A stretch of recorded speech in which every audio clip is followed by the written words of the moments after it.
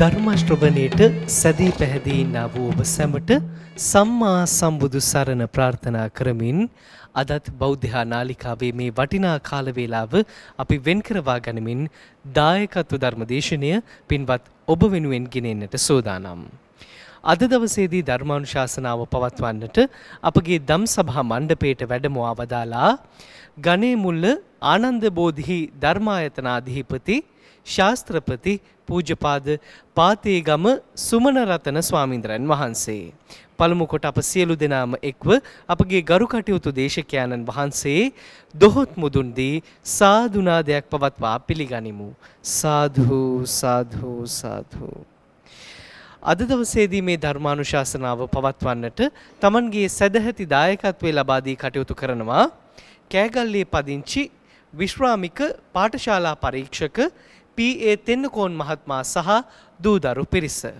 ඒ මතක් කිරීමත් සමගින් අපි හැමදිනම ධර්මානුශාසනාව ශ්‍රවණය කරන්නට මත්තෙන් තිසරණ සහිත පංචශීලයේ සමාදන් වීම සඳහා නැවත වාරයක් සාදුනාදයක් පවත්වා නමස්කාර පාඨය තෙවරක් සජ්ජායනා කරමු.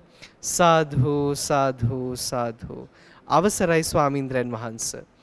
නමෝ තස් භගවතෝ අරහතෝ සම්මා සම්බුද්දස්ස. නමෝ තස් භගවතෝ අරහතෝ සම්මා සම්බුද්දස්ස. නමෝ තස් භගවතෝ අරහතෝ සම්මා සම්බුද්දස්ස. බුද්ධං සරණං ගච්ඡාමි. බුද්ධං සරණං ගච්ඡාමි. ධම්මං සරණං ගච්ඡාමි. ධම්මං සරණං ගච්ඡාමි. සංඝං සරණං ගච්ඡාමි. සංඝං සරණං ගච්ඡාමි. ဒ ුතියම්පි බුද්ධං සරණං ගච්ඡාමි. ဒ ුතියම්පි බුද්ධං සරණං ගච්ඡාමි. ဒ ුතියම්පි ධම්මං සරණං ගච්ඡාමි.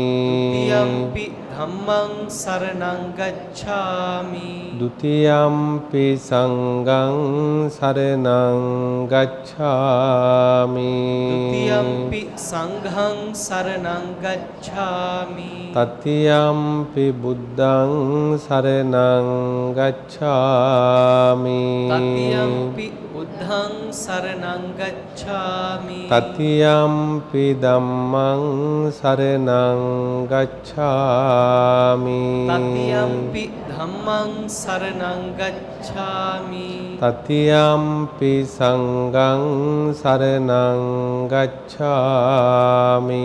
තතියම්පි සංඝං සරණං ගච්ඡාමි. පාණාතිපාතා වේරමණී සික්ඛාපදං සමාදියාමි. පාණාතිපාතා වේරමණී සික්ඛාපදං සමාදියාමි. අදින්නාදානා වේරමණී සික්ඛාපදං සමාදියාමි. අදින්නාදානා වේරමණී සික්ඛාපදං සමාදියාමි. කාමේසු මිච්ඡාචාරා වේරමණී සික්ඛාපදං සමාදියාමි.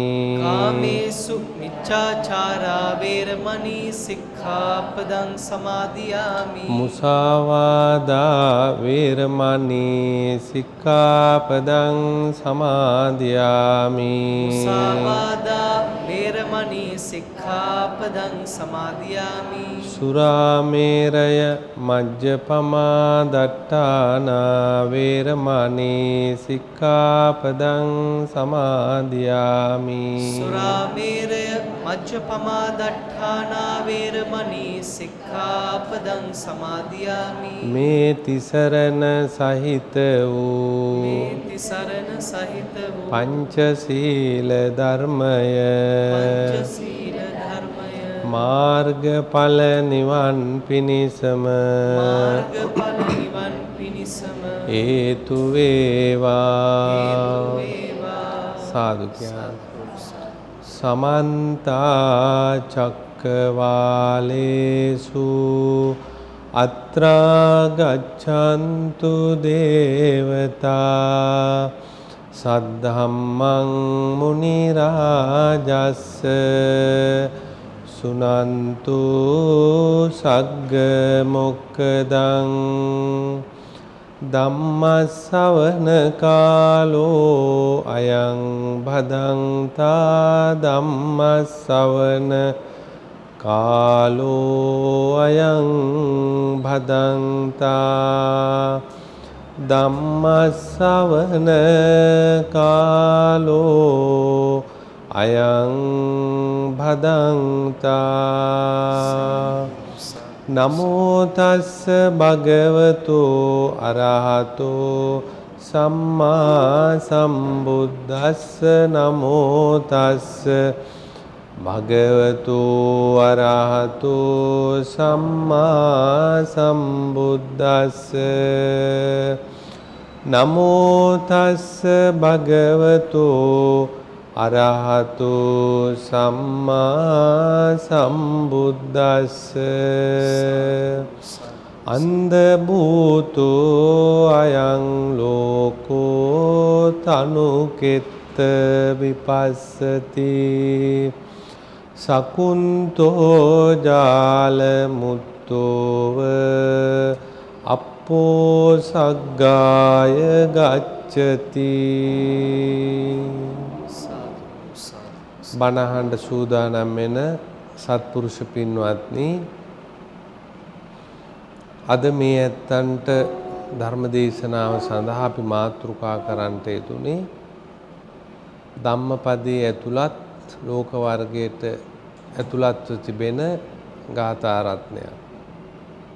බුදුරජාණන් වහන්සේ දේශනා කරන දීර්ඝ සූත්‍රයක් වාගේම කෙටි ගාථා රත්නයකක් තිබෙන්නේ එකම අමා රසය කියන එක මේ ඇත්තෝ කලින් තේරුම් අරගෙන තිබෙනවා.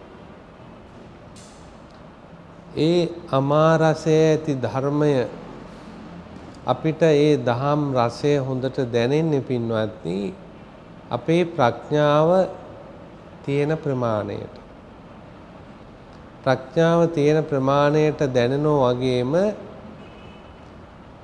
ඒ ප්‍රඥාව මෙහෙයවල යම්කිසි දේශනාවක් ශ්‍රවණය කරනකොට තව දුරටත් ප්‍රඥාව ඒ තැනත්තාගේ මෝරනවා දියුණු වෙනවා. ඒක ඊටාම වැදගත් කාරණයක්.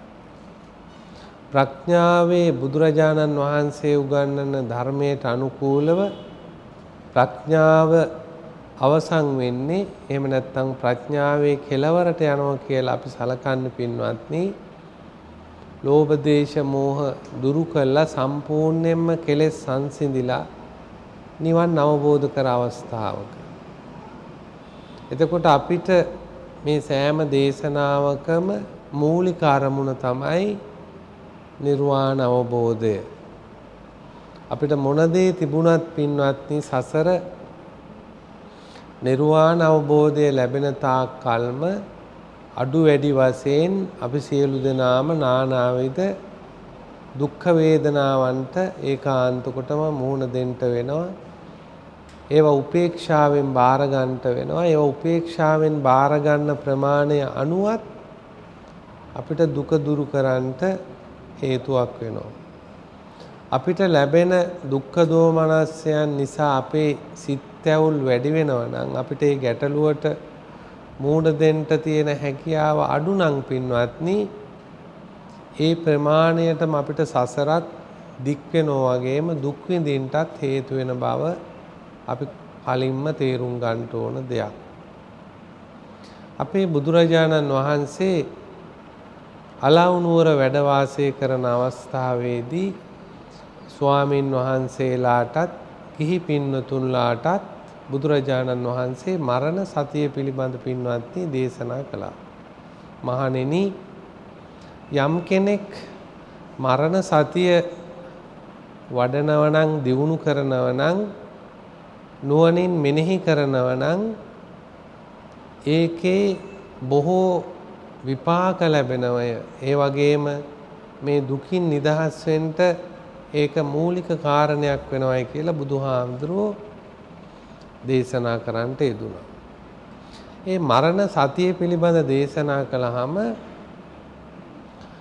බොහෝ පිරිස ඒ බුදුරජාණන් වහන්සේගේ අනුශාසනාව පිළි අරගෙන දීර්ඝ කාලයක් පින්වත්නි මරණානුස්මෘති භාවනාවක් හැටියට ප්‍රගුණ කළා කියලා ඒ අලව් නුවර වැසියන් පිළිබඳ අටුවා කතාවේ සඳහන් වෙලා තිබෙනවා.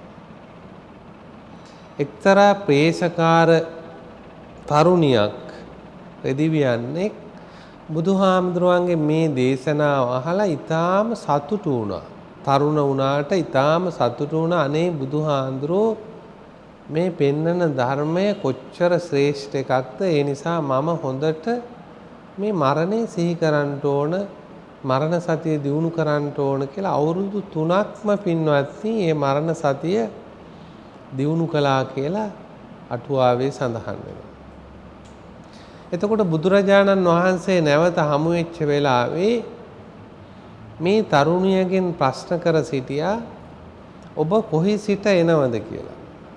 එතකොට මේ සන්නාලිය එහෙම නැත්නම් මේ රෙදි වියන තරුණිය ප්‍රකාශ කළා ස්වාමීනි මම එන්නේ කොහේ ඉඳලාද කියලා දන්නේ නැtei කියලා.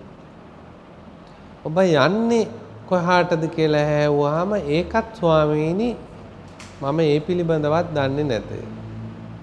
ඊළඟට බුදුහාමුදුරුවෝ විමසා සිටියා ඔබ නොදන්නේහිද? ස්වාමීනි මම දන්නවා. ඊළඟට ඔබ දන්නවද කියලා නැවත ඇහුවාම ස්වාමීනි මම නොදන්නෙමි කියලා මේ ප්‍රශ්න 4ක් ගැන ධම්මපදට්ට අටුවාවේ සඳහන් වෙලා තිබෙනවා. එතකොට අර මරණ සතිය අනිත් වැඩපු පිරිසත් එතන හිටියා. ඒ අය කල්පනා කළා මේ තරුණ යුවතියට තියෙන තරුණකම නිසා මේ බුදුහාමුදුරුවොත් එක්ක වැරදි විදියට කතා කරනවා.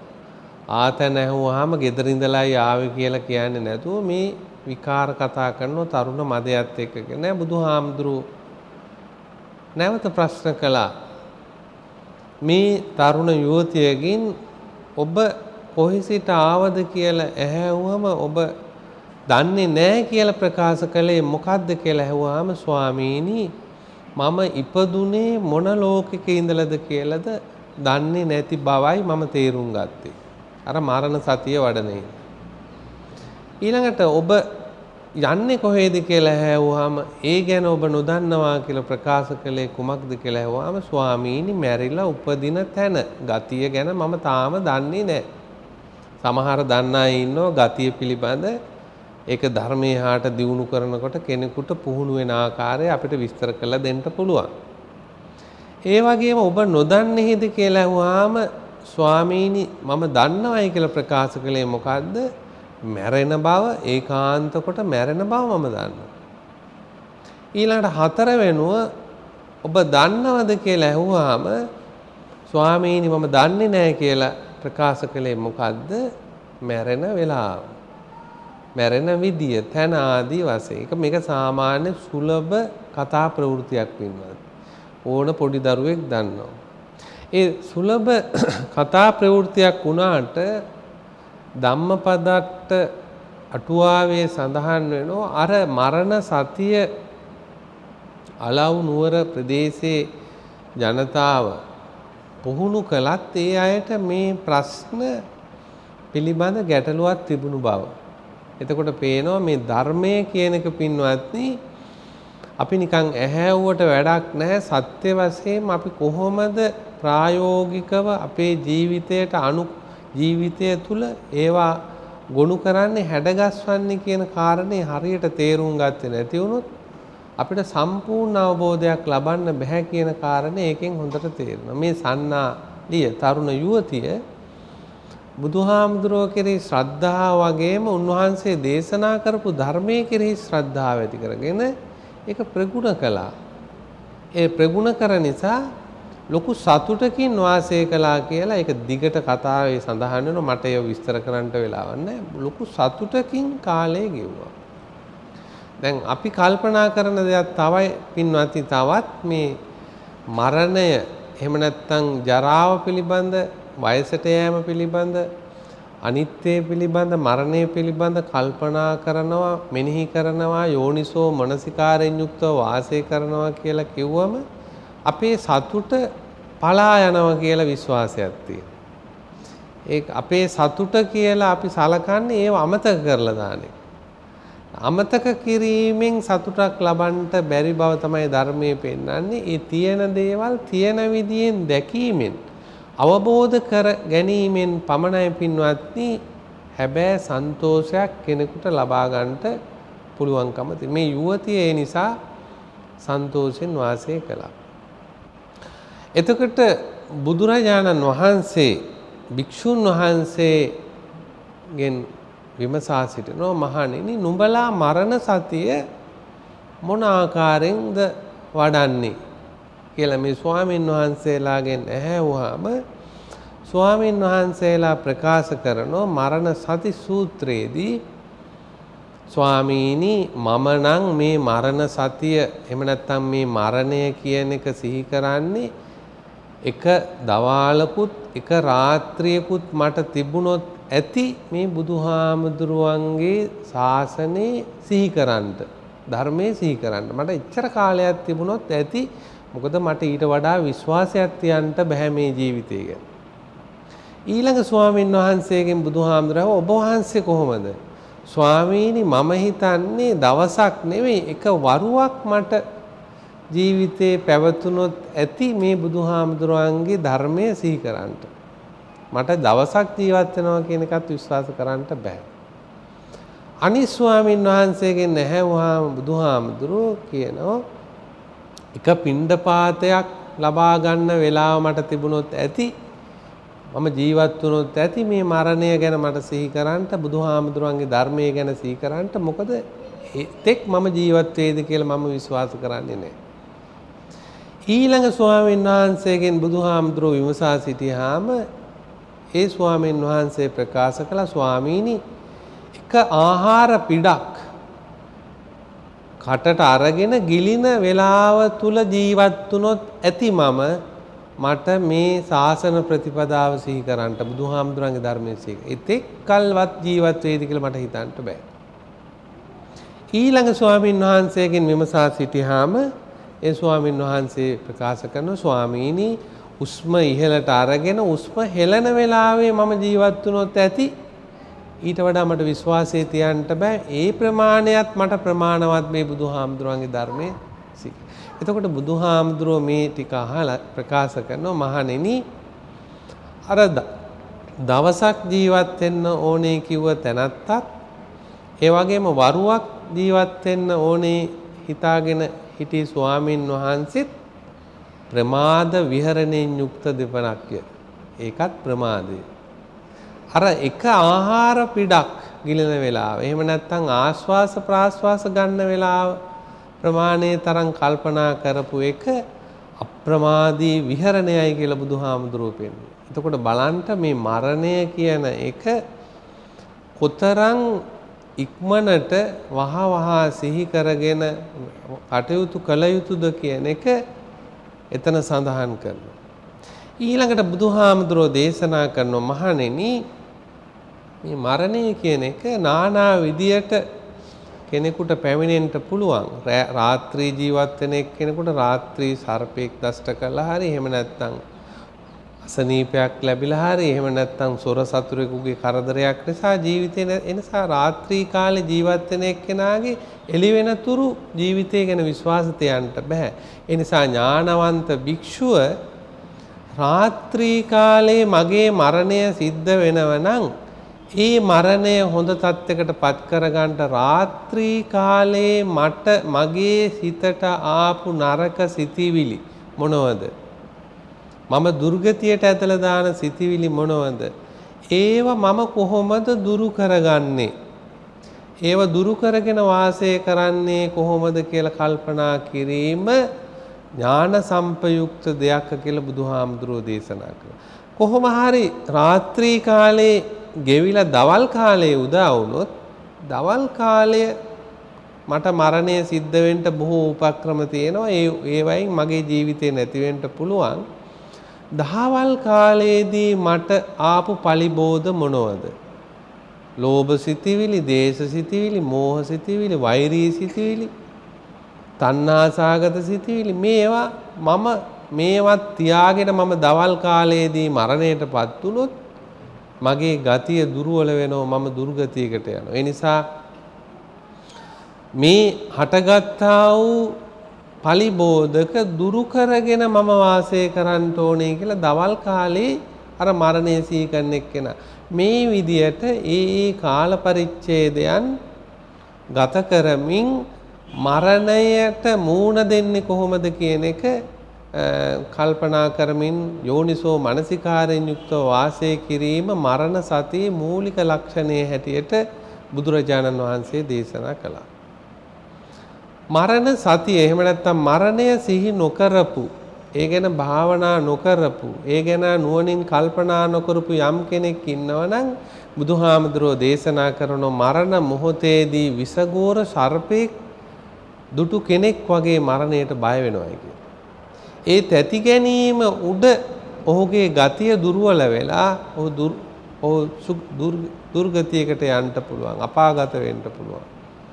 අර මරණය සිහි කරන එක්කෙනාට මරණය හරියට අර කෙවිතක් අරගෙන අර විසගෝර සර්පයා අයින් කරනවා වගේ හිතෙන් ඒ මරණ බය දුරු කරලා මරණයට මූණ දෙන්න හැකියාව තිබෙනවා කියලා බුදුහාමුදුරෝ දේශනා. එතකොට දැන් මේ මරණය සම්බන්ධ කරගෙනනේ මේ ගාථා මාතෘකා කළේ. එතකොට මේ ගාථාවේ අර්ථය අන්ධ භූතෝ අයං ලෝකෝ, මේ ලෝකෝ කියලා කිව්වේ මේ ලෝකය කියන එක වැහිලා තියෙනවා. අන්ධ භූතෝ අයං ලෝකෝ තනුකෙත්ත විපස්සති සකුන්තෝ ජාලමුත්තෝව, සකුන්තෝ ජාලමුත්තෝව පක්ෂියා දැල මුදාගෙන නිදහස් වෙනෝ වගේ යම් කිසි කෙනෙක් තනුකෙත්ත විපස්සති විපස්සනාවෙන් යුක්තව වාසය කරනවා නම් එයාට පුළුවන්කම තියෙනවා මේ තෘෂ්ණාව නැමැති ජාලය දැල මුදාගෙන අර පක්ෂියා නිදහස් වුණා වගේ සංසාර ගමනින් නිදහස් වෙන්න. එහෙමත් බැරි වුණොත් අර මරණය ගැනත් ජීවිතය ගැනත් ගැඹුරින් කල්පනා කරන එක්කෙනාට යම් විදියකින් නිවන් අවබෝධ කරගන්නට මාර්ගඵලයක් ලබා ගන්නට බැරි වුණොත් අප්පෝ සග්ගාය ගච්ඡති, අඩුම තරමේ සුගතියකටවත් යන්න පුළුවන් කියලා තමයි මේ ගාථාවේ සාමාන්‍ය අර්ථය. ඊටාම ගැඹුරු අදහසක් බුදුහාමුදුර උගන්වන්නේ. එතකොට අන්ධ භූතෝ අයං ලෝකෝ, ලෝකය කියලා කිව්වේ මේ සලායතනයට පින්වත්. ඇස කන නාසය දිව ශරීරය සිත කියන මේ ආයතන හයට තමයි ආර්ය විනය තුල බුදුහාමුදුර ලෝකය කියලා කියන්නේ. ඒකම තමයි ওই බඹයක් පමණ ලෝකය කියලා කියන්නේ. ඒ කොහොම කිව්වත් මේ සලායතනයට තමයි අපේ බුදුරජාණන් වහන්සේ මේ නිවන් අවබෝධ කරන එක්කෙනාට ලෝකය කියලා හඳුන්වලා දෙන්නේ. චසු ලෝකෝ සමුප්පන්නෝ චසු කුබ්බති සන්තවං, මේ හයේම තමයි ලෝකය හටගන්නේ, මේ හයේම තමයි ලෝකය පවත්න්නේ කියලා බුදුහාඳුරෝ දේශනා කළා. එතකොට මේ සලායතන ලෝකය. අන්ධ භූතෝ, අන්ධ භූතෝ කියන්නේ වැහිලායි තියෙන්නේ මේ ලෝකය. මේ ලෝකේ පේන්නේ නැහැ. ඒ පේන්නේ නැති නිසා තමයි පින්වත්නි මේ ආයතන පේන්නේ නැතුව වගේම ආයතන වලට අරමුණු වෙන දේ ගැනත් පේන්නේ නැහැ. ඒව වැහිලා තියෙන්නේ. ඒ පේන්නේ නැති නිසා තමයි අර තණ්හාව නැමැති දැලට අපි අහුවෙලා ඉන්නේ. අර පක්ෂිය අහුවෙලා ඉන්නා වගේ තෘෂ්ණාව නැමැති දැලට ජාලයට අපි අහුවෙලා ඉන්නේ අපිට පේන්නේ නැති හින්දා. එතකොට බුදුරජාණන් වහන්සේ පින්වත්නි තවත් මේ අන්ධ කියන කතාව, අන්ධ භූත කියලා ජාතකයකුත් තියෙනවා, මේ ඇත්ත අහලා තියෙනවා. ඊළඟට බුදුහාමුදුරන්ගේ අන්ධ භූත සූත්‍රය කියලා අංගුත්තර නිකායේ වෙනමම සූත්‍රයකුත් තිබෙනවා. ඒ අන්ධ භූත සූත්‍රය කොහොමද සඳහන් වෙන්නේ? සබ්බම් භික්ඛවේ අන්ධ භූතං කිංචි භික්ඛවේ සබ්බං අන්ධ භූතං චක්කුම් භික්ඛවේ අන්ධ භූතං රූපා අන්ධ භූතා ආදී වශයෙන් බුදුහාමුදුරෝ විස්තර කරනවා. මහණෙනි මේ ලෝකේ අඳුරු වෙලා තියෙන්නේ. සබ්බම් භික්කවේ අන්ධ භූත. මේ සලායතන ලෝකේ වැහිලා තියෙන්නේ. මොකද්ද කිංචි භික්කවේ සබ්බං මොකද්ද වැහිලා තියෙන්නේ? චක්කුම් භික්කවේ අන්ධ භූතං මේ ඇහැ වැහිලා තියෙන්නේ. ඇහැ අන්ධ වෙලා තියෙන්නේ. ඇහැ පේන්නේ නැහැ. අපි පේනවා කියලා කියන්නේ පින්වත්නි අපි අර පනවාගත්ත ප්‍රඥප්ති විශේෂෙහි මේ ඇසෙන් බලන රූප හඳුනා ගැනීමටයි අපි පේනවා කියලා කියන්නේ. අපි ඇහෙනවා කියලා කියන්නේ අපි පනවාගත්ත ශබ්ද විශේෂෙහි මේ කන යොමු කරලා හඳුනා ගැනීමයි. ඊළඟට නහයට අපි දැනෙනවා දන්නවා කියලා කියන්නේත් ඒ විදියමයි. එතකොට මේ ආයතන හයෙන් පේනවා ඇහෙනවා දැනෙනවා කියලා අපි සලකන්නේ. එහෙම නැත්නම් සුත මුත දිට්ඨ කියලා මූලික තුනක් තියෙන විඤ්ඤාත කියලා මේ හතර තමයි මේ ලෝකය කියලා අපි හඳුනාගන්නේ කියලා බුදුරජාණන් වහන්සේ ප්‍රකාශ කරනවා. එතකොට දිට්ඨ දකින දේ කියලා කියන්නේ අපි දකින්නේ මොනවද? මේ ලෝකයා විසින් පනවාගත්ත දේමයි දකින්නේ. දැන් අපි උදාහරණයක් වශයෙන් ගත්තොත් පින්වත්නි මේ ශරීරය අපි දකිනවා කියලා අපි දකින්නේ මොනවද? ඇහැ කියලා එකක් දකිනවා, කනේ කියලා, හමේ කියලා, දිවේ කියලා, ශරීරේ කියලා, ඊළඟට ඇටකටු කියලා, බඩවැල් කියලා ආදී වශයෙන් අපි යම් යම් දේවල් අපි දකිනවා කියලා කියනවා. ඒ දකිනවා කියන්නේ මොනවද? අපි පනවාගත්ත දේ. මේ ශරීරය කියන එක තුල පනවාගත්ත දේ. ඇති දේ නෙමෙයි පනවාගත්ත දේ. එතකොට ඒවට කියනවා ප්‍රඥප්ති. ඒ ප්‍රඥප්ති පනවාගත්ත දේවල් ලෝකයා විසින් මෙන්න මේක මෙසේය කරලා නම් කරලා වෙන් කරලා පනවාගත්ත දේවල් තමයි අපි දකිනවා කියලා කියන්නේ. අපි මේ ශරීරේ යථාර්ථයේ ශරීරයේ ස්වභාවය දකිනව නෙමෙයි. ඒ පනවාගත්ත දේවල් දකින. මේ ඇහැ මට දැන් පේනවා. දැන් මේ අත පේනවා. මේ හම පේනවා ආදී වශයෙන්. මේ ආදී වශයෙන් අපි දකිනවා. ඊට පස්සේ අපි බාහිර වශයෙන් දකිනවා කියලා දැන් ගේය කියලා අපි දකින්නේ මොනවද? මේ බිත්ති දකිනවා, බඩු මුට්ටු දකිනවා, උළු අහලවල් දකිනවා. අපි ඒ ඔක්කොම පනවාගත්ත දේවල්. එතකොට සත්‍ය වශයෙන්ම මේ ඇහැට ගෝචර වෙන ලෝකය පනවාගත්ත දේවල් මිසක් හැබෑ ඇති යථාර්ථ ස්වභාවය නොවේ කියන එක අපි තේරුම් ගන්න ඕන. ඊළඟට කනට ඇහෙන ශබ්ද මේ මිහිරි හඬක්ය, මේ ගොරෝසු හඬක්ක, මේ දරුවෙකුගේ හඬක්ක, මේ අහවල් පක්ෂියාගේ හඬය ආදී වශයෙන් ඒත් පනවාගත්ත දේවල්. ඒවත් පනවාගත්ත දේවල්. ඒවත් ඇති දේවල් නෙමෙයි. ඊළඟට ගන්ධයන් එනකොට මේ පිච්ච මල් සුවඳ, මේ රෝස මල් සුවඳ, මේ කිසියම් දෙයක් නරක් වෙච්ච ගඳ ආදී වශයෙන් ඒවත් පනවාගත්ත දේවල්. ඊට පස්සේ රස බලන්ට දිවට මේවා තිත්ත රස, මේවා පැණි රස, මේවා කිරි රස, මේවා කහට රස, ඒවත් ඔක්කොම අපි පනවාගත්ත දේවල්. මේ අහවල් දේ මේ කහට රසයි කියලා පනවාගෙන. ස්පර්ශයත් එහෙමයි. එතකොට විඥාණයට එන ඒවලු ධර්ම වශයෙන්ුත් මේ ආයතන හයෙන්ම එන ඒවම තමයි ධර්ම වශයෙන් තියෙන්නේ, වෙනම දෙයක් නෙමෙයි. ඒ චක්කු විඥාන කියලා එතන පෙන්වන්නේ මේ ආයතන හයෙන්ම ගත්තු ඒ හඳුනා ගැනීම නැවත අලුතෙන් මෙනෙහි කරලා සිත් උපදවන එකට තමයි චක්කු විඥාන කියලා කියන්නේ. එතකොට පේනවා එතනත් ඒ වෙනම හඳුනා ගැනීමක් හැටියට පෙන්වුවට. එතකොට අපි තේරුම් ගන්න ඕන එහෙනම් අපි මේ ආයතන හයෙන් දකිනවා, බලනවා, දැනෙනවා කියලා පෙන්වුවට ඒක සම්මතයක් විතරයි කියලා. ඒක සම්මුතියක් විතරයි. ඒක සම්මුතියක් කියලා කිව්වේ ඇයි? අපි විසින්ම පනවාගත්ත, නම් කරගත්ත දේවල් තමයි අපි අඳුනාගන්නේ. අපි වෙන අඳුනගත්ත දෙයක් නැහැ. අපි මේ රූපය කියලා අඳුනගත්ත මොනවා හරි දෙයක් තියෙනවද? අපි අඳුනගත්ත දෙයක් නැහැ. අපි මේ ගේය කියලා මොනවා හරි අඳුනගත්ත දෙයක් තියෙනවද? එහෙම අඳුනගත්ත දෙයක්වත් නැහැ. එතකොට බුදුරජාණන් වහන්සේ පෙන්නනවා රූපය දැන් අඳුනා ගන්නව නම් රූපය විවෘත කරගන්න ඕන නම් රූපය රූපයක් හැටියට දකින්න ඕන. ඒක පෙන්නවා පේන පින්ඩූපමන් රූපං. අර විදිහේ ප්‍රඥප්ති නෙමෙයි රූපේ කියලා දැක්කේ මේක පෙන පිඬක් වගේ ඇති වෙලා නිරුද්ධ වෙන දෙයක්.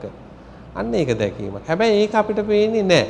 මේ රූපය ලස්සනයි, මේක තරුණයි, මේක මහලුයි ආදී වශයෙන් අපි දකිනෝ විනා අර රූපේ තියෙන යථාර්ථයක් පිළිබඳ අපිට දැක්මක් නැහැ. ඒ කියන්නේ ඥාණයෙන් දැකීමක් නැහැ.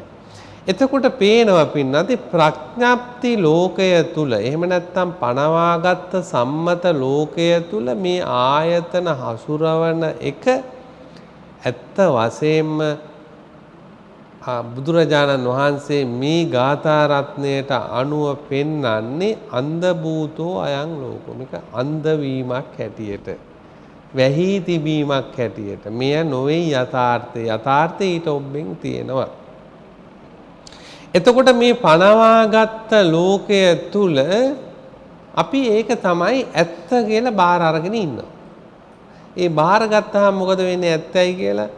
ඊළඟට ඒවට අපි සමහර දේවල් වලට ආශාව ඇති කර ගන්නවා. සමහර දේවල් කෙරෙහි තරහ උපදව ගන්නවා. සමහර දේවල් තමන්ගේම කරගන්නට ලොකු උත්සාහයක් ගන්නවා. මේ ආදී වශයෙන් මේක සත්‍යයක් කියලා බාරගත්ත මොහොතේ ඉඳලම එතකොට චක්කුං භික්ඛවේ අන්ධ භූතං රූපා අන්ධ භූතා චක්කු සම්පස්සෝ අන්ධ භූතං. ස්පර්ශය කියන එක එහෙනම් ඇති වෙන්නේත් ඒක තුලමයි. අර පනවාගත්ත දේවල් තුලමයි ස්පර්ශය. ස්පර්ශය කියන එක පින්වත්නි මේ ඇහි ඇති වෙන එකක්වත් කනේ ඇති වෙන එකක්වත් නෙවෙයි, ඒකත් මනේම ඇති වෙන දෙයක්. ඒ ස්පර්ශය කියන එක ඊටාම ගැඹුරුයි. ඒක දේශනාවක් හැටියට මෙතන විස්තර කරන්නට බෑ. එතකොට අර මනේ ඇති වෙන්නේත් අර පනවාගත්ත දේවල් අතර ඇති වෙන ගැටීම තමයි එතන ස්පර්ශය කියලා බුදුහාමුදුරුවෝ පෙන්වන්නේ. ඒ නිසා ඒකත් අන්ධයි. ඊළඟට ස්පර්ශය නිසා යම් uppajjati සුඛං වා දුක්ඛං වා අදුක්ඛම සුඛං වා කියලා යම් කිසි වේදනාවක් හට ගන්නව නම් සුඛේ කියලා ඒකත් බුදුහාමුදුරුවෝ පෙන්වන වැහිලයි කියලා. ඊළඟට දුක්ඛ කියලා එකක් පහළන ඒකත් වැහිලා. අදුක්ඛම සුඛ කියන යම් කිසි උපේක්ෂා සාගත දෙයක් ඇති කරනව නම් ඒකත් බුදුහාමුදුරුවෝ පෙන්වන වැහිලයි කියලා. එතකොට මේ සලායතන ලෝකයක් සලායතන ලෝකයේ ඉස්සරහට විස්තර කිරීමක් නෙමේ පෙන්වන්නේ. රූප දකිනවා, ස්පර්ශ ලබනවා, ඊළඟට වේදනා හට ගන්නවා, වේදනා නිසා ඒ දිගට මේ සලායතනය විස්තර කිරීමක්. එතකොට ඒ ආරම්භයේ පටන් මේ සලායතනය කොච්චර දුරට එහාට විස්තර කරගෙන ගියත් බුදුහාමුදුරුවෝ පෙන්වුවේ සබ්බම් භික්ඛවේ අන්ධ භූතං. මේ සියල්ලම අන්ධයි කියලා. විවෘත නැහැ. ඒ නිසා බුදුරජාණන් වහන්සේ මේක අන්ධ නම් මේක වැහිලා තියෙනවා නම් ඒ වැහිච්ච තැන පින්වත්නි අපි මේ සංසාරයට හේතු වෙන මූලික වශයෙන්ම මේ තණ්හා ජාලයෙන් එහෙම නැත්නම් තණ්හා දැලට අපි අහු වෙලා ඉන්නේ. මේ දැලෙන් එළියට යන්නේ නැහැ. අර වැහිලා තියෙන නිසා සකුන්තෝ ජාල මුත්තෝ කියන්නේ දැල මුදා ගන්නවා කියන එක. දැල මුදා ගන්න බෑ. අපි දැලේම ඉන්නවා. අර දැලට අහුණු පක්ෂියෙක් වගේ මේ ආයතන ලෝකය අපේ ලෝකය හැටියට, මගේ ලෝකය හැටියට තදින් බාර අරගෙන කටයුතු කරගෙන ඉන්නවා. ඒ කටයුතු කරන ඉන්න එක්කෙනාට අර ජරාවට යන එක නවත්තන්න බෑ. මේ වැහිච්ච ලෝකයේ තුල හම්බ වෙන දේවල් තමයි ඒ ජරාවට යන එක. ව්‍යාධියටපත් වෙන එක, මැරෙන එක. ඒ අර වැහිච්ච ලෝකයේ තියෙන. ඒකට විවෘත වෙච්ච ලෝකයේ තුල අර දැල මුදාගෙන ගිය ලෝකයේ තුල වයසට යෑම පෙන්වන්නට බෑ. ජරාව මරණය පෙන්වන්නට බෑ. ව්‍යාධිය පෙන්වන්නට බෑ. ඒ පෙන්වන්න බැරි හින්දා අපි ඒවට කියනවා අජරාමර සංඛ්‍යාත අමූර්ත මහා නිර්වාණය කියන වචනය. වචන 33ක් සංයුක්ත නිකායේ සඳහන් වෙලා තියෙනවා. අජර අමර මේ ආදි වශයෙන් මේ නිර්වාණය ගැන පෙන්නලා. ඒ දැලෙන් මේ තණ්හා ජාලයෙන් නිදහස් වෙච්ච. එහෙනම් අපි හැමදෙනාම මේ තණ්හා ජාලයට අහු වෙලා, ඒ කියන්නේ දැලට අහු වෙලා. ඒ දැලට අහු වෙලා නම් ඒ දැලෙන් මුදා යන්න පින්වත්නි. ඒ දැල මුදා ගන්නටත් උන තමාමයි. ඒ තමා මුදා ගන්නට ඒ දැල මුදා ගන්න එක ක්‍රමයක් තමයි බුදුරජාණන් වහන්සේ මේ ගාථා රත්නයේ නිදාණය කරගත්ත මරණ සතිය. මරණය මෙනෙහි කිරීම, මරණය තේරුම් ගැනීම. ඒ මරණය කියන එක පින්වත්නි තේරුම් ගන්නට කෙනෙකුට අවස්ථාව ලැබෙන්නේ ජීවත් වෙනකොට. මැරෙන අවස්ථාවේදී ඒ ජීවත් වෙනකොට කොච්චර දුරට මරණය තේරුම් ගත්තද, මරණය පුහුණු කරලා තියෙනවද කියන එක එතෙන්ට බලපාන විනා අලුතෙන් මරණයක් පුහුණු කරන්නට එයාට පුළුවන් කමක් ඇත්තේ නැහැ. එතකොට මේ බුදුහාමුදුරුවෝ පෙන්නන මූලික මරණය තමයි පින්වත්නි අපි මේ මොහොතේම මේ මොහොතේම අපි මරණයටපත් වෙන එක. ඒක බුදුහාමුදුරුවෝ මේ ගාථා රත්නයේ පෙන්නනවා. තනුකෙත්ත විපස්සති. එයා වහාම විපස්සනාවෙන් යුක්ත නම් අන්නේ මරණය යාට තේරුම් ගන්න පුළුවන්.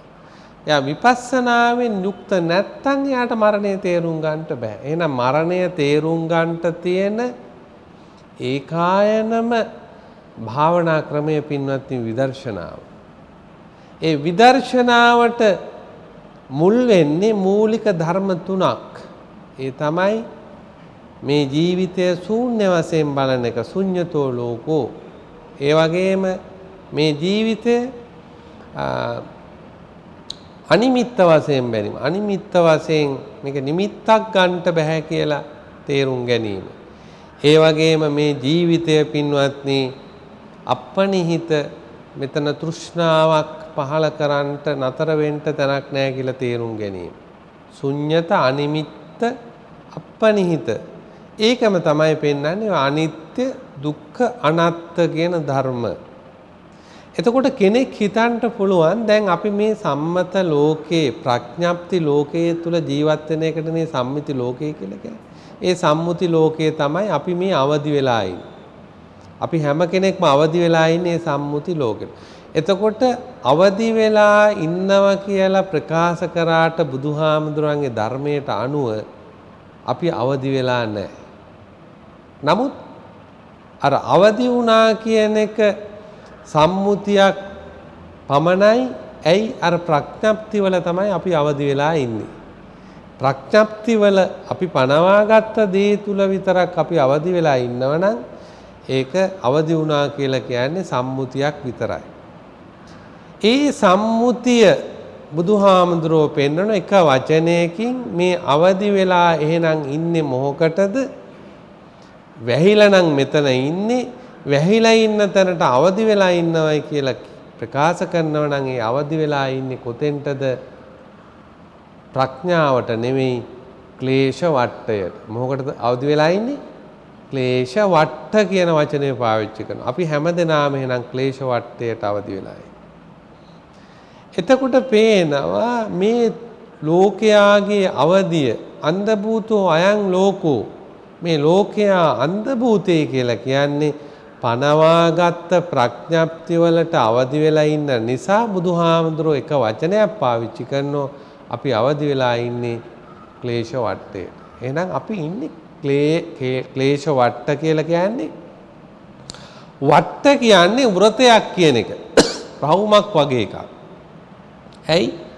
මේ කෙලෙස් වට්ටය තුල ඉන්නකොටම කෙලෙස්ම තමයි එහාට මෙහාට අපි පරිහරණය කරන්නේ. දැන් අපි ලෝභකමක් ඇති වුණොත් ඒ ලෝභකම තමයි එහාට මෙහාට ගමන් කරන්නේ. ද්වේෂයක් ඇති වුණොත් එහාට මෙහාට නැවත නැවත ගමන් කරන්නේ ඒකමයි. එතකොට ඒවාම මේ චක්‍රයක් වගේ වටවලල්ලක් තුල අපිට ජීවිතේ ගෙවෙනෝ විනා පින්වත්නි මේ වටවලල්ලෙන් ක්ලේශ වටෙන් අපිට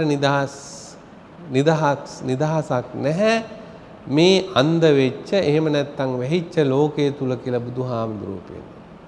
එහෙනම් විදර්ශනාව කියලා කියන්නේ මොකද්ද? තනුකෙත්ත විපස්සති විදර්ශනාව කියලා කියන්නේ පළමුවෙන්ම මේ තියෙන తත්වය තේරුම් ගැනීමයි.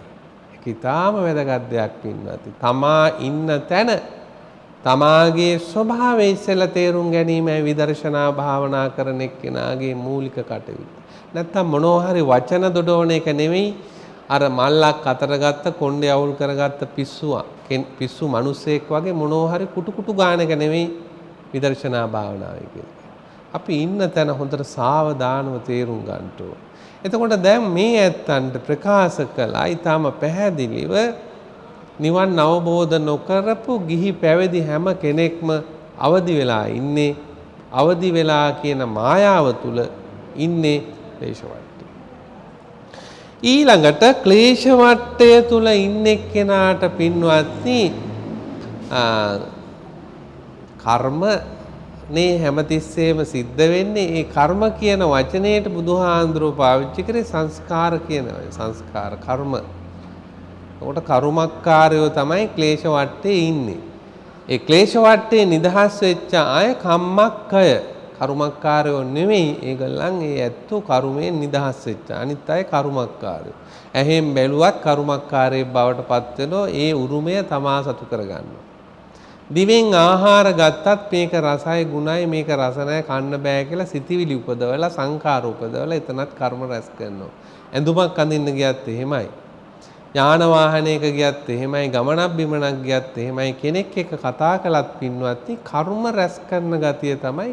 එහෙනම් ක්ලේශ වට්ටයක ඉන්නවනම් ඒ අය ඒකාන්ත කොටම කර්මක්කාරයෝ. කර්මය උරුම කරගෙන ඒ කියන්නේ පින්පව් හැමතිස්සෙම රැස් කරමින් වාසය කරන පිරිසක් හැටියටයි අපේ බුදුරජාණන් වහන්සේ දේශනා. එහෙමනම් මේ ක්ලේශ වට්ටය තුල ඉඳගෙන කොහොමද අර ආතාපි සම්පජානෝ සතිමා විනේය ලෝකේ කියපු යෝනිසෝ මනසිකාරය කියන එක උපදවගෙන මේ කර්ම ටිකක් අඩු කරගන්න. අන්න ඒක දෙවෙනි කාරණය. ඉන්න තැන ගැන පැහැදිලි අවබෝධයත් දෙවෙනි කාරණය මේක සම්පූර්ණයෙන්ම නැතත් ටිකක් අඩු කරගන්නේ කොහොමද? ඒ නිසා තමයි පින්වත්නි අපි පංචශීල ප්‍රතිපatti දස කුසල ධර්ම දාන සීල භාවනාදී ගුණ ධර්ම ධර්ම දේශනා ධර්ම සාකච්ඡා පරහිතකාමී ජීවිතය මෞපිය උපස්ථානයේ මේ සියල්ලක්ම අපි සකස් කරන්නේ පුළුවන් තරම් අරක පාලනය කරන්නට. ඒවා ඒ නිසා කළ යුතුමයි. ඒවා විවේචනය කළ යුතු නැහැ. ඒවා හැම මිනිස්සෙක්ම හැම ගිහි පැවිදික් විසින්ම කළ යුතු දේ හැටියට අපේ බුදුහාමුදුරුවෝ පෙන්වලා තියෙනවා. ඊළඟ කාරණය තමයි පින්වත්නි එහෙමනම් අපි කර්මක්කාරයෝ නම් අපි විපාක සහිත සත්වයෝ අපිට විපාකයකුත් ලැබෙනවා. ඒකාන්තකට අපි කතා කරන දේවල් වල විපාක තියෙනවා. අපි හිතන සිතිවිලි වල විපාක තියෙනවා. අපි කරන දේවල් වල විපාක තියෙනවා. ඒ තියෙන්නේ අර සංස්කාර වලට අයිති නම් පමණයි. සංස්කාර කිව්වේ සිතිවිලි මෙහෙයවල කරන ක්‍රියා. චේතනා මුල් කරගත්ත ක්‍රියා. අපි මේ චේතනා මුල් කරගන්න. දැන් මේ ඇත්තෝ ඊටාම සාවධානව බුදුහාමුදුරන්ගේ සී සද්ධර්මයට ශ්‍රවණය කරනවා. සිතිවිලි පහළ වෙනෝ දසදහස් ගාන. ඒවත් කර්මම තමයි. හැබැයි ඒවා සෝමනස්සයි ඥාන සම්පයුක්තයි ඒවා පුණ්‍ය චෛතසික. එතකොට ඒවයින් අපිට සැප විපාක එහෙම නැත්නම් අර සුගතිගාමී ජීවිතයක් සඳහා හේතු වෙන දේ එකතු වෙනවා. ඒකත් හැබැයි සංසාර ගමනමයි. එතකොට බුදුරජාණන් වහන්සේ පෙන්නනවා එහෙමනම් අපිට කර්ම රැස් වෙනවා. අපි අවදි වෙලා ඉන්න තැන හොඳ නැහැ. අපි ඉන්නේ ක්ලේශ වට්ටය තුල ප්‍රඥාප්ති ලෝකයේ තුල එතන කර්ම සිද්ධ වෙනවා. අපි කර්මකාරයෝ ඊළඟට ඒවයි විපාක තියෙනවා. ඒවා විපාක අඩු වැඩි වශයෙන් මෙලොව පරලොව වශයෙන් නිවන් අවබෝධ කරන විදියට එක එක ආකාරයෙන් ඒ විපාක වටේකුත් තිබෙන බව අපේ බුදුහාමුදුරුවෝ දේශනා කළා. එතකොට ඒක වළක්වන්නට තියෙන ඒකායනෝ අයම් භික්ඛවේ මග්ගෝ සත්තානං විසුද්ධියා කියලා පෙන්වුවෙත් විපස්සනාවමයි. දර්ශනාවමයි. ඒක ක්ලේශ වටය තුනී කරන්නට දුරු කරන්නට, කර්ම වටය තුනී කරන්නට දුරු කරන්නට, විපාක වටය දුරු කරන්නට තුනී කරන්නට තියෙන එකම එක මාර්ගය තනුකෙත්ත විපස්සති කියන එක විපස්සනා භාවනාවෙන් යුක්තව. ඒ විපස්සනාවටම අයිති එක තමයි මරණය. හැමතිස්සෙම උපදිනවා මැරෙනවා. මේ සිතිවිලි වලත් එහෙමයි. මේ බාහිර දේ තුලත් එහෙමයි. මේ ඇහැ අනිත්‍යයි. මේ ඇහැ හැමතිස්සෙම උපදිනවා මැරෙනවා. මේ රූප උපදිනවා මැරෙනවා කියන විදර්ශනා ඥානය යම් කෙනෙක් පින්වත්නි ප්‍රකට කරනවා නම්, ඇති කරගන්නව නම්, පුහුණු කරනව නම්, භාවිතයේ යෙදෙනව නම් අර පේසකාර දැරවිය වාගේ අපිටත් එදා බුදුහාමුදුරන්ගේ දේශනාව අහලා මාර්ගඵලයකටපත් වුණා වගේ අපිට මේ ජීවිතේදීම පින්වත්නි මාර්ගඵල අවබෝධයක් ලබා ගන්නට පුළුවන්. එතකොට පේනවා දැන් අපේ බුදුරජාණන් වහන්සේ දේශනා කළ මේ ලෝක වර්ගයේ ඇතුළත් වෙලා තියෙන මේ ගාථාව ඊටාම මිහිරි ගාථා රත්නයක්. අන්ධ භූතෝ අයං ලෝකෝ තනුකෙත්ත විපස්සති සකුන්තෝ ජාල මුත්තෝ. අපි මේ දැලට අහුණු පක්ෂීන් වගේ වෙන්න ඕනේ ඥානවන්ත බෞද්ධයෝ. අපි මේ දැල මුදා හරින්න ඕන. එහෙමත් බැරි වුණත් අර යහපත් උත්සාහය නිසා පින්වත්නි අප්පෝ සග්ගාය ගච්ඡති, අඩුම ගානේ අපි සුගතියකටවත් යනවා කියලා තේරුම් ගන්න ඕන. ඒ නිසා ධර්ම ශ්‍රවණය, ධර්ම දේශනාවක් සඳහා කරන ධර්ම දානය සඳහා කරන මේ මූලිකත්වය, ධර්ම දානය සඳහා කටයුතු කරන එක තරම් උසස් දෙයක් පින්වත්නි මුළු තුන් ලෝකේම නැහැ. අපේ බුදුහාමුදුරන්ගේ ධර්මය මේ ලෝක සත්‍යයට අපි ලබා දෙන්න මොන විදියකින් හරි කටයුතු කරනවා නම් ඒක මොන තරම් කුසලයක්ද කියලා කල්පනා කරන්න. මේ හැම කාරණාවම තේරුම් ගන්නේ ධර්මයේ නිසා. එතකොට මේ බෞද්ධයන් රූපවාහිනී නාලිකාව ආරම්භ කළා අති විශාල ධර්ම දානයක්. අද මේ රට විතරක් නෙමෙයි මුළු ලෝකයටම අපේ කල්යාණ මිත්‍ර දරණාගම කුසල ධම්මනායක ස්වාමින් වහන්සේගේ මූලිකත්වයෙන් කරන්නට ශක්තිය ලැබුණා. ඒ නිසා මේ වෙලාවේ කල්පනා කරන්නට අද මේ උතුම් ධර්ම දානේ දායකත්වයේ උසුලන්නේ 2012 26 වෙනිදා ධර්ම දේශනා සඳහා දායකත්වයේ දක්වන්නේ කෑගල්ලේ පදිංචි විශ්‍රාමික පාඨශාලා පරීක්ෂක පී.ඒ. තෙන්නකෝන් මැතිතුමා සහ ඒ දූ දරුවන්ගේ දායකත්වයෙන් තමයි මේ ධර්ම දේශනාවද පැවැත්වුනේ. ඒ ධර්ම දේශනාවේ බලාපොරොත්තු සඳහන් කරලා තියෙනවා අප නමින් මිය පරලොව ගිය ඒ දෙමව්පියන්ගේ පරපුරේ සියලුම ඥාතීන්ටත් තමන් නමින් මිය පරලෝකයේ සියලුම ඥාතීන්ට පුණ්‍යානුමෝදනා සිද්ධ කරන්නටත් ඒ වගේම ධර්ම දේශනාව සිදු කළ පින්වත් පාතේගම සුමන රත්න ස්වාමින් වහන්සේටත් බෞද්ධ නාලිකාවේ නිර්මාතෘ පින්වත් දරණාගම කුසල ධම්ම ස්වාමීන්ද්‍රයන් වහන්සේ ඇතුළු එහි කාර්ය මණ්ඩලයටත් මේ උතුම් සද්ධර්ම ශ්‍රවණය කරා වූ සියලු දෙනාටමත් උතුම් චතුරාර්ය සත්‍ය අවබෝධය පිණිස හොඳ පරමාර්ථයක් ඇතු කරගෙන තමයි වැඩි විස්තර නැහැ තමන් ගැන ඔක්කොම සියලු සත්‍යයන් කෙරෙහිම කරුණාවකින් යුක්තව තමයි මේ උතුම් ධර්ම දාණය සිද්ධ කළේ. ඒ සියලු ප්‍රාර්ථනා ඉෂ්ට වේවා. විශේෂයෙන්ම ඒ තෙන්නකෝන් මැතිතුමා ඇතුළු දූ දරුවන් නමින් මිය පරලෝකියා වූ සියලුම ඥාතීන්ටත් මේ ධර්ම දේශනාවට අහුම්කන් දුන්නු මේ සෑම දෙනා නමින් මිය පරලෝකියා වූ සියලුම දෙනාටම සියලු ලෝක සත්‍යයන් නමින් මිය පරලෝකිය ඇත්තන්ටත් මේ පින් ලැබීමෙන් එයාගේ ජීවිතයේ සූපත් භාවයට පත් වේවා. ඒ ඇත්තන්ට උතුම් නිවන් සම්පත්තිය පිණිස මේ පුණ්‍ය ශක්තිය හේතු වේවා කියලා සාදු ප්‍රාර්ථනා කරන්ට. ඒ වගේම සියලු දෙවියෝද මේ පින් අනුමෝදන් වේවා. දේවාශ්චර්යමත් දුණු කරගනිත්වා. මේ ඇත්තන්ට දෙවියන්ගේ ආශිර්වාදයක් ලැබේවා. දෙවියෝද ප්‍රාර්ථනීය බෝධියෙන් නිවන් අවබෝධ කරගනිත්වා කියලා සාදු කියන්න. මේ උතුම් ධර්ම දූත සේවාවේ නිර්මාතෘ හැටියට කටයුතු කරන මේ විහාරාධිපති බෞද්ධ රූපවාහිනී නාලිකාවේ සභාපති අපේ කල්යාණ මිත්‍ර ශාස්ත්‍රපති දරණාගම කුසල ධම්මනායක ස්වාමීන්ද්‍රයන් වහන්සේ ප්‍රමුඛ කොට ඇති කාර්ය මණ්ඩලයටත් මේ සෑම සියලු දෙනාටම සියලු ලෝක සත්‍යයටත් කායික මානසික සුවපත් භාවයේ චිර ජීවනයේ දීර්ඝායු සම්පන්නිය සැලසේවා සියලු දෙනාටම බුදුපසේ බුදුමහරහතන් වහන්සේ නිවී සැනසී පෙමෙනවදාල පරම ශාන්තමා මහ නිවන් සම්පත්තියත් ඒකාන්ත කොටම අවබෝධ වෙත්වා කියලා සාදුකර ප්‍රාර්ථනා කරා.